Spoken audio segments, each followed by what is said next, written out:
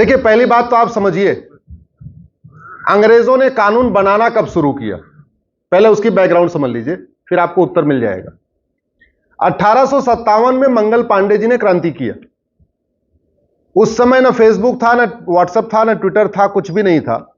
लेकिन मंगल पांडे जी की क्रांति 15 दिन के अंदर, मेरठ में क्रांति हुई है, मेरठ में विद्रोह हुआ है, यह बात 15 दिन के अंदर लाहौर भी पहुंच गई, असम भी पहुंच गई, द्वारका भी पहुंच गई, ढाका भी पहुंच गई, तमिलनाडु भी पहुंच गई, पूरे देश में फैल गई। अंग्रेजों ने रिसर्च कराया कि ये जो क्रांति हुई थी एक जगह, ये फैली कैसे। तो उनको पता चला इस क्रांति को फैलाने वाले मठ मंदिर हैं।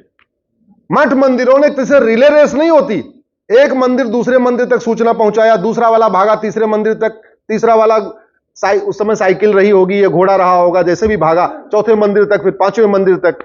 तो यह सिचुएशन हुई कि मात्र 15 दिन के अंदर मेरठ की क्रांति पूरे देश में फैल गई। अंग्रेज बहुत दिमाग से काम करते थे।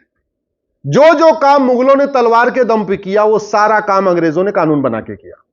उन्होंने कहा एक काम करो, एक लॉ कमीशन बनाओ।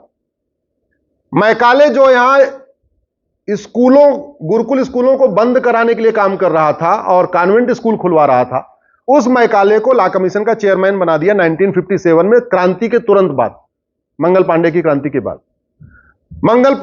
मैकाले ने काम उस पर काफी दिन रिसर्च किया। काम करने के बाद जो पहला कानून बनाया 1860 में, उसको कहते हैं इंडियन पिनल कोड, जिसको आज तक कभी बदला ही नहीं गया था। पहली बार बदलने का प्रयास हुआ है, जुलाई से हमारा नया कानून आ जाएगा।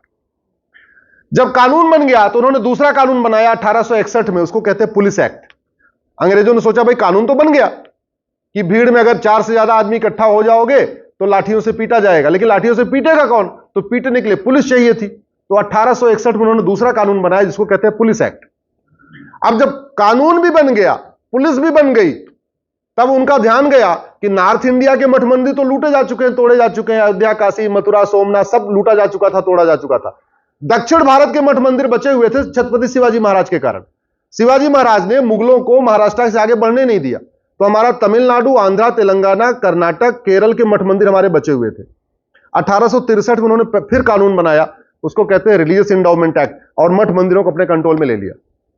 फिर एविडेंस एक्ट बनाया, कोर्ट बनाई, कचहरी बनाई, और फिर भारत के लोगों को दंड देना शुरू किया, कोर्ट के माध्यम से सजा देना शुरू किया। तो मठ मंदिरों को कंट्रोल करने के लिए जो पहला कानून बनाया वो अंग्रेजों ने बनाया 1863 में। कायदे से जब देश आजाद हुआ तो सबसे पहले वो कानून खत्म करना चाहिए था। आज की डेट में एक भी चर्च सरकार के कंट्रोल में नहीं है, एक भी मजार सरकार के कंट्रोल में नहीं, एक भी दरगाह सरकार के कंट्रोल में नहीं, एक भी मस्जिद सरकार के कंट्रोल में नहीं है, लेकिन 4 लाख मठ मंदिर सरकार के कंट्रोल में। मठ, चर्च, मजार, दरगाह, मस्जिद के लिए एक भी कानून नहीं है। मठ मंदिरों के लिए टोटल 35 कानून चल रहे हैं। 2 कानून अंग्रेज बना के गए थे, 33 कानून हमारे बाद वाले अंग्रेजों ने बना दिया। टोटल हो गए 35 कानून। ठीक है, चर्च, मजार, दरगाह, मस्जिद से सरकार 1 रुपए नहीं लेती है, और मठ मंदिर से कितना लेती है? इस साल कितना लिया? 1.5 लाख करोड़। 2024 में और बढ़ जाएगा क्योंकि थोड़ा वृद्धि हो रही है। तो एक ये हमने उन सभी 35 कानूनों को सुप्रीम कोर्ट में चैलेंज किया हुआ है, मामला कोर्ट में चल रहा है, और अब की बार 400 पार अगर हो गया तो मुझे लगता है सुप्रीम कोर्ट से पहले सरकार उसको खत्म कर देगी, ऐसा हमें पूरा विश्वास है। विश्व हिंदू परिषद इस पे काम कर रहा है, मेरी चर्चा हुई है। आलोक कुमार जी की पूरी टीम जो विश्व हिंदू परिषद की है वो एक नया ड्राफ्ट बना रही है, क्योंकि एक ये भी दिक्कत है कि इतने दिन चूंकि मठ मंदिर हमें चलाने का अनुभव खत्म हो गया, तो चलेगा कैसे, इसका एक मॉडल बनाना पड़ेगा कैसे चलाना। वैसे आप जरा सोचिए कितनी नाइंसाफी हुई। मस्जिद चलाने का अनुभव कितना है? 1400 साल का। चर्च चलाने का अनुभव कितना है? 2000 साल का। भाई चर्च उसके बाद ही बनाना, और हमें मठ मंदिर चलाने का अनुभव पता नहीं 10,000 साल, 15,000 साल, भगवान जाने कब से है। इसके बावजूद हमारे मठ मंदिर सरकार के कंट्रोल में है, लेकिन चर्च मजार नहीं है। तो ये जो तुष्टीकरण है वो आर्टिकल 30 जिसको बदलने के लिए अब की बार, आर्टिकल 25 जिसको बदलने के लिए अब की बार।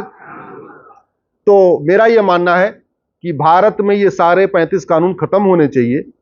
एक समान धर्मस्थल संहिता, जैसे समान नागरिक संहिता, ऐसे हमारे धार्मिक स्थानों को चलाने के लिए एक समान धर्मस्थल संहिता की जरूरत है। मेरी पीआईएल चल रही है, बाकी विश्व हिंदू परिषद भी काम कर रहा है, समाज भी जागृत हो रहा है। आप लोग जैसे सवाल पूछ रहे हैं, तो मुझे पूरा भरोसा है आने वाले 1-2 साल के अंदर ये व्यवस्था ठीक होगी, हमारे मठ मंदिर हमारे कंट्रोल में आएंगे।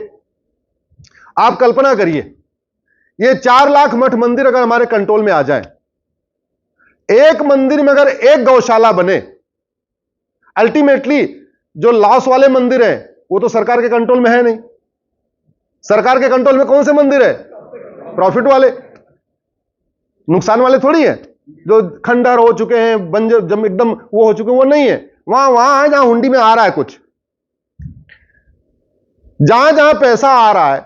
अगर उन सभी मंदिरों में एक गौशाला बने तो कितनी गौशाला बन जाएगी? 4 लाख। जितने हमारे मठ मंदिर है वहां एक एक व्यायामशाला बन जाए तो बाहर लोग जिम क्यों करने जाएंगे? वहीं मंदिर में जाएंगे, वहीं जिम करेंगे, भगवान का दर्शन भी करेंगे, भगवान को दंडवत भी करेंगे, हनुमान चालीसा पढ़ते हुए जिम दंडवत करके आ जाएंगे। ये भी टेम्पल इकोनॉमी का पार्ट होना चाहिए। ये हमारे मंदिर में क्या क्या व्यवस्था है, तो हमारे 4 लाख नई व्यायामशाला बन जाएगी। अभी डेस्टिनेशन मैरिज हो रही है, गोवा में जाके शादी, यहां शादी, वहां शादी। अरे भैया, हमारे शादी विवाह मंदिरों में ही होता था, और साउथ में आज भी हो रहा है। ये तो घर के अंदर विवाह शुरू हुआ मुगलों के कारण। आप ये भी ध्यान रखिए, ये कुरीति भी मुगलों के समय में आई। हमारे शादी विवाह केवल मंदिर में ही होते थे, घर में होते नहीं थे। लेकिन मंदिर चूंकि पब्लिक प्लेस होता था, वहां से बहन बेटियों को उठा लिया जाता था। तो साउथ में जहां मुगल नहीं पहुंचे, वहां शादी विवाह मंदिर में ही होता है और दिन में होता है। लेकिन यूपी, बिहार, हरियाणा, राजस्थान जहां मुगल पहुंच गए, वहां रात में शादी होती है और घर में होती है, और घर में भी आंगन में होती है, जिससे कोई अटैक न कर पाए। वो तब से कस्टम चला रहा और कस्टम कंटिन्यू हुए। तो जब ये इसके बारे में जागृति फैलेगी, तो मुझे पूरा विश्वास है आने वाले टाइम में लोग मंदिर में फिर से शादी करेंगे। लेकिन जिन मंदिरों से सरकार पैसा ले रही है, वहां एक गौशाला बन सकती है, एक वहां वेदशाला बन सकती है, एक वहां गुरुकुल बन सकता है, एक वहां व्यायामशाला बन सकती है, एक वहां विश्रामशाला बन सकती है, एक वहां भोजनालय बन सकता है, जहां हमारे गरीब लोग आके वहां भोजन कर सकते हैं। तो इस तरीके से कंप्लीट पैकेज बनाया जा सकता है, एक समान धर्मस्थल संहिता बनाई जा सकती है। मुझे पूरा विश्वास है आने वाले टाइम में हिंदू इकोनॉमिक फोरम भी एक मॉडल तैयार करेगा, विश्व हिंदू परिषद अपना एक मॉडल तैयार कर ही रहा है, और हमारे जैसे लोग भी कोशिश करेंगे जो अपनी तरफ से इनपुट दे सके, हम भी दे देंगे।